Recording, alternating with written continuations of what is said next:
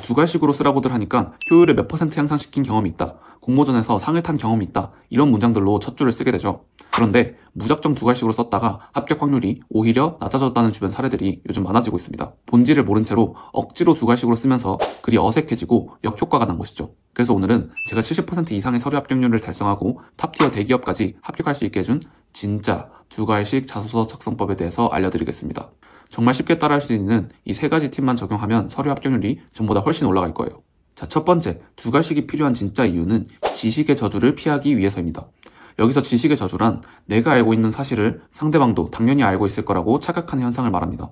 다시 말해서 나 스스로는 내가 무슨 활동을 했고 열심히 살았고 어떤 사람인지 너무 잘 알고 있지만 회사 그리고 면접관은 내가 어떤 경험과 역량을 가졌는지 하나도 모르는 사람들이라는 것입니다. 초면인 거죠. 그래서 마치 우리가 관심이 없는 뉴스나 책의 글이 머리에 잘 들어오지 않듯이 인사 담당자도 처음 접하는 우리 자소서를 읽다 보면 중간에 집중력을 잃고 핵심을 놓치기 쉽습니다.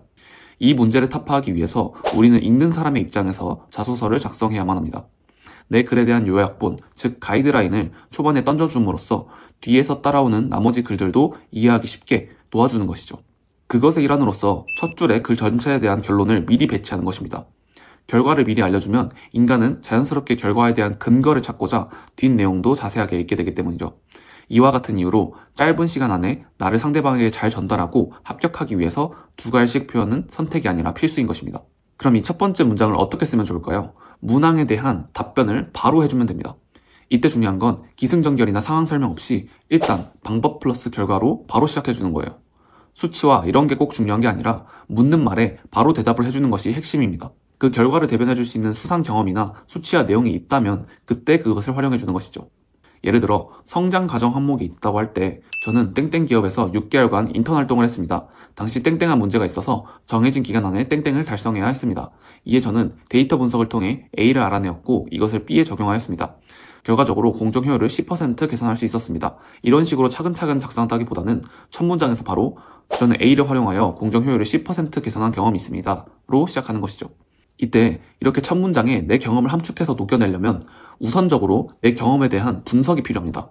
내가 진짜 그러한 성과를 얻을 수 있었던 핵심적인 이유를 스스로 한번 파고들어 봐야 해요. 이때는 5Y 기법을 활용해보면 좋습니다. 이 5Y 기법은 문제의 원인을 파고드는 문제 해결 기법을 말하는데요. 내가 얻은 성과나 결과가 있다면 그런 결과를 낼 수 있었던 핵심 원인에 대해서 스스로 5번 정도 파고들어 보는 것입니다. 그 5가지 이유 중에서 면접관 입장에서 가장 와닿을 것이라고 판단되는 이유, 즉 나만의 성공 요인을 첫 문장에 녹여주는 것이죠. 예를 들어 내가 공모전에서 수상을 했다면 그 수상을 할 수 있었던 이유가 주제의 참신성 때문이었는지, 논리 구조가 탄탄해서였는지 등을 고민해보고 그 아이디어를 어디서 얻었는지 떠올려보고 그 과정에서 어려움이 있었다면 그것을 어떻게 극복할 수 있었는지 계속해서 경험을 파고들어 보는 것입니다. 스펙을 쌓으려고 진행했던 경험이라고 할지라도 하나씩 뜯어보다 보면 그 안에서 본인 나름대로의 방법론을 찾을 수 있을 것입니다. 그것을 첫 문장에 포함시켜주면 인사이트를 보여줄 수 있는 거죠. 자, 두 번째로 문단 나누기입니다. 굉장히 중요한데 많이들 놓치는 부분이에요. 실제로 미네소타 대학 심리학 교수 연구에 따르면 문단 띄어쓰기 같은 글의 형식이 글 전체에 대한 신뢰도에 매우 큰 영향을 준다고 합니다. 때로는 글의 본질적인 내용보다도 글의 형식이 신뢰도에 더 큰 영향을 준다고 하는데요. 따라서 1000자 이상의 문항이라고 한다면 문단 띄어쓰기를 필수적으로 활용해줘야 됩니다. 자, 문단 나누기 또한 꼭 하나의 주장에 대해 한 문단으로 구성할 것이 아니라 본인이 강조하고 싶은 본이 있다면 띄어쓰기를 유연하게 활용해도 괜찮습니다. 만약 본인이 첫 문장을 더 강조하고 싶다면 첫 문장 이후에 한 줄을 띄어쓰고 본론을 배치하는 것도 좋은 전략 중 하나입니다. 핵심은 결국 처음 말씀드렸던 것처럼 읽는 사람에게 내용을 잘 전달할 수 있도록 최대한 형식을 구성하는 것입니다. 자, 세 번째는 소제목 작성입니다.